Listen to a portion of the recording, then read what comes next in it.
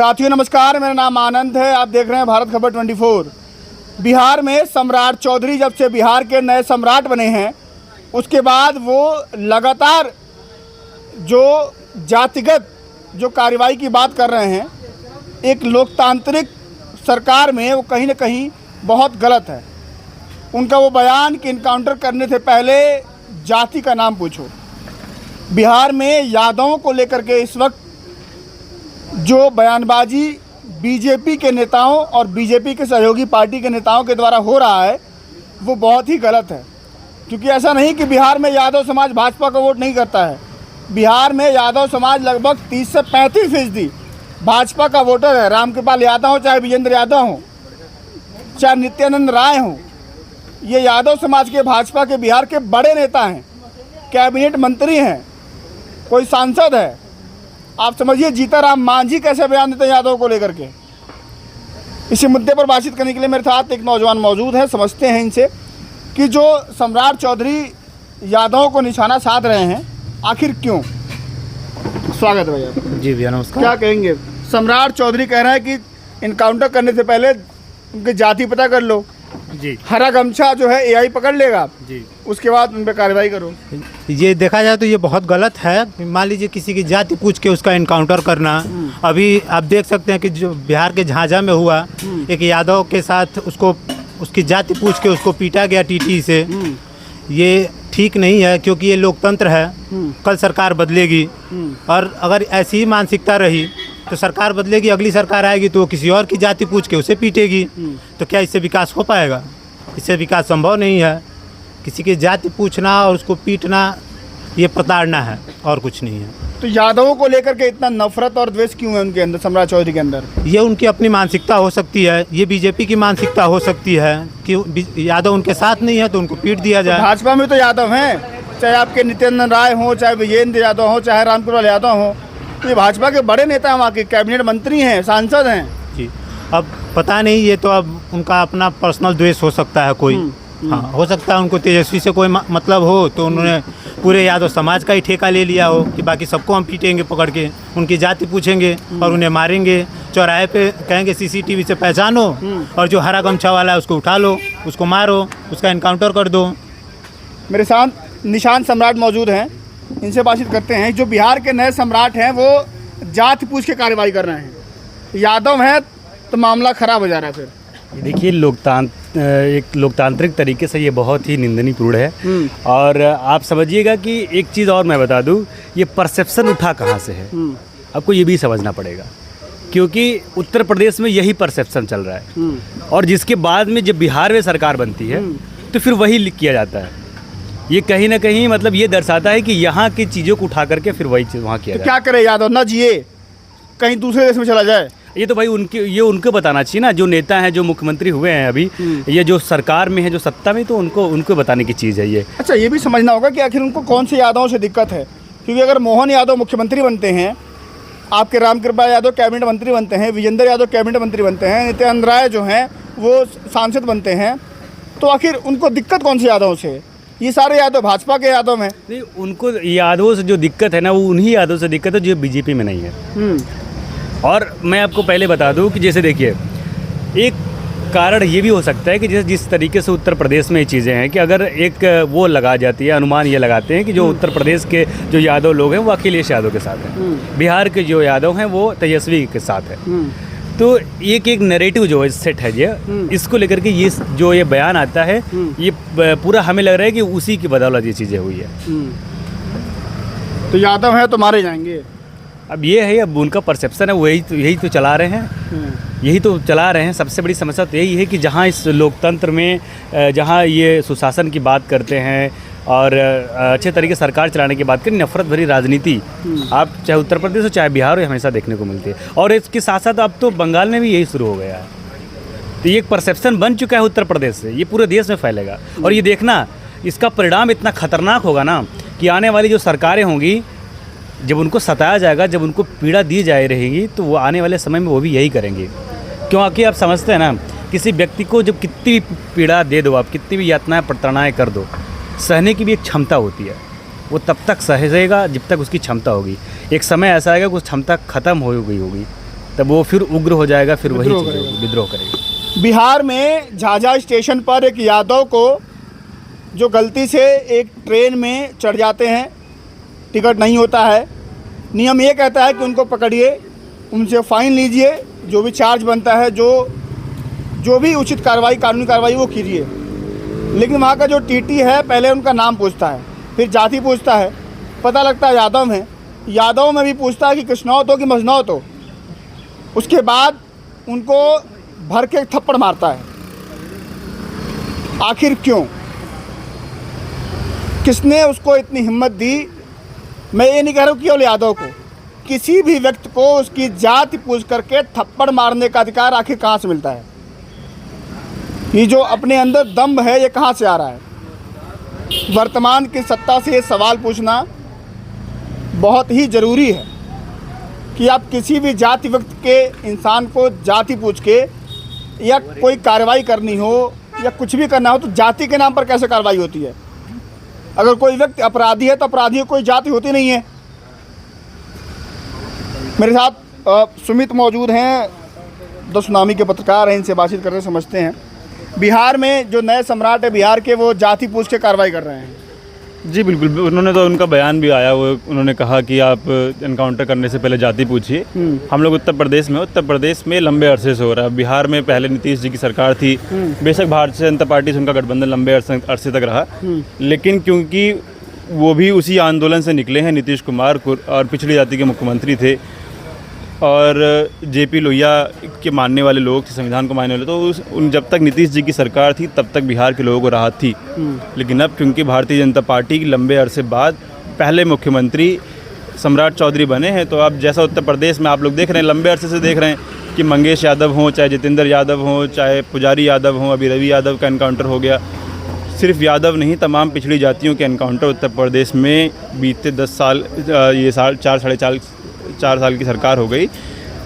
इतने में कई यादव, कई कुर्मी, कई निषाद, कई ब्राह्मण समाज के लोगों की हत्या, पासी समाज के लोगों की हत्या पुलिस द्वारा की गई है।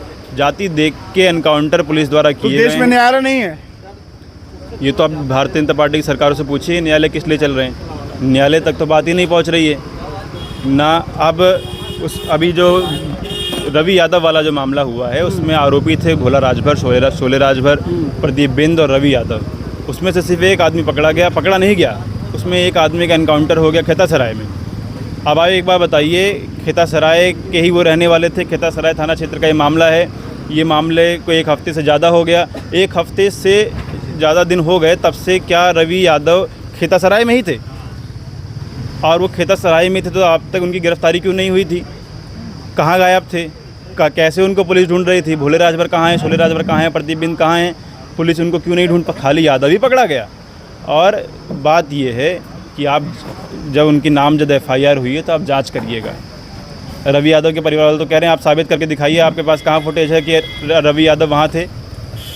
आप पहले ये तय करेंगे रवि यादव वहाँ थे कि नहीं थे। रवि यादव उस जो दूल्हा कांड में जो हत्या हुई उसमें रवि यादव का हाथ है भी कि नहीं है? आप कैसे आपने तय कर लिया? आप कैसे आपने उसको गोली मार दी? आप कह रहे मुठभेड़ हो गई, क्या था रवि यादव के पास से? आपको कौन सा हथियार बरामद हुआ? तो ये समस्या है। आप ये तो अभी बिहार में तो अभी चालू हुआ है क्योंकि नीतीश कुमार मुख्यमंत्री अब नहीं रहे। अब सम्राट चौधरी भारतीय जनता पार्टी के मुख्यमंत्री हो गए हैं। लेकिन उत्तर प्रदेश में ये लंबे अरसे से योगी की सरकार में चलता आ रहा है। योगी की सरकार में हम लोगों ने काफ़ी खबरें, हम लोगों ने, आपने और मैंने काफ़ी खबरें साथ में की हैं कि किस तरीके से पिछड़ी जातियों के लोगों के एनकाउंटर उत्तर प्रदेश में हुए।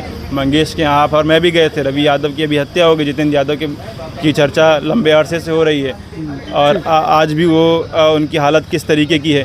तो अब क्योंकि समय उत्तर प्रदेश में, अब बिहार से आप सीख लीजिए, उत्तर प्रदेश से आप सीख लीजिए। लेकिन देखिए, जनता की भी कुछ गलती है। बिहार में लंबे अरसे से लोग लाठी खा रहे थे, चाहे वो TRE 4 वाले हों, छात्र हों, चाहे किसी BPSC वाले छात्र हों। लेकिन तमाम लाठियां खाने के बाद उसके बाद फिर भारतीय जनता पार्टी की सरकार बनाई, तो ये आपकी मूर्खता है। 2017 से 22 आपने भारतीय जनता पार्टी की सरकार देखी, उस दौरान भी कई एनकाउंटर फर्जी किए गए। ये एनकाउंटर वाली सरकार है। संविधान एनकाउंटर की इजाज़त नहीं देता, लेकिन ये एनकाउंटर वाली सरकार है। इस तरीके के एनकाउंटर हो रहे हैं। उसके बाद भी 17 से 22 के बाद आपने 22 में फिर भारतीय जनता पार्टी की सरकार बनाई। आप 2-4 बार और भारतीय जनता पार्टी की सरकार बनाइए। आपको अगर अभी तक अकल नहीं आई है तो आप एक बार और भारतीय जनता पार्टी की सरकार बनाइए। जब तक अकल ना खुले, बुद्धि ना खुले, तब तक भारतीय जनता पार्टी की सरकार बनाइए।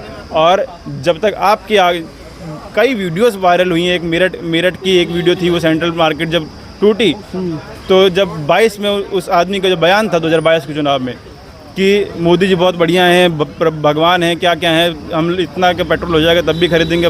सेंट्रल मार्केट के जब बुलडोजर चला मेरठ में तो रोते हुए नज़र आ रहे थे। यही हाल बंगाल में था, मोदी जी बहुत अच्छे आदमी है, भगवान है हमारे, ये हैं वो हैं।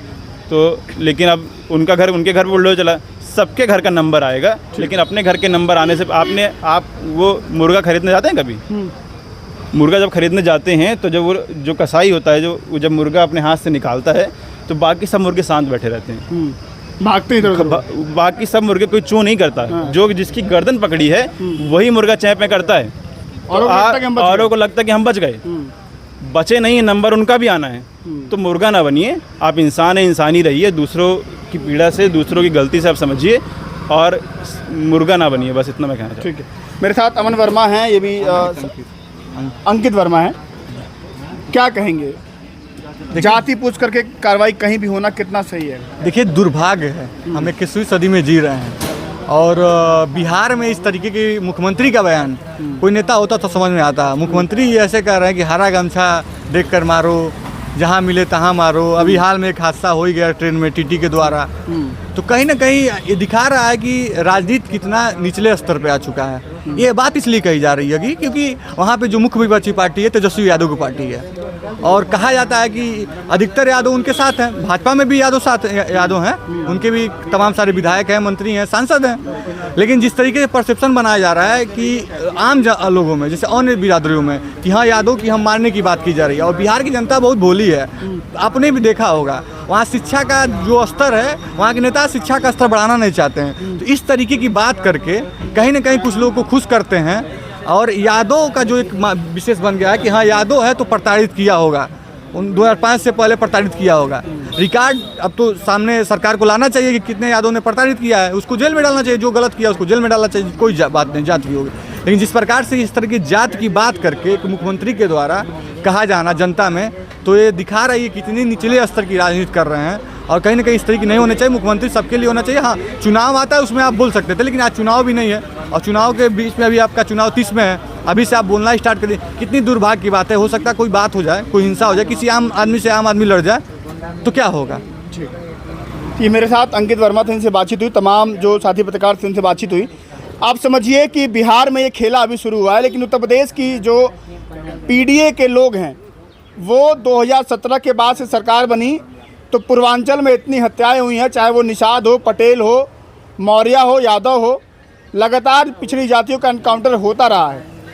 अगर बात करें कि सूबे के मुख्यमंत्री योगी आदित्यनाथ का जो गोरखपुर जो है, गोरखपुर और सहजनवा में जो आसपास जो निषाद समाज के लोग हैं बहुत संख्या में, निषादों की जितनी हत्याएं गोरखपुर, महाराजगंज, सहजनवा में हुई हैं उतनी कहीं नहीं हुई हैं। अब आप समझिए कि बिहार में नया खेला शुरू हुआ है, लेकिन 2027 में चुनाव है। 2027 चुनाव के पहले उत्तर प्रदेश के लोग क्या चाहते हैं, कैसी सरकार चाहते हैं, ये उनको सोचना और समझना होगा। अपना बहुत ध्यान रखिए।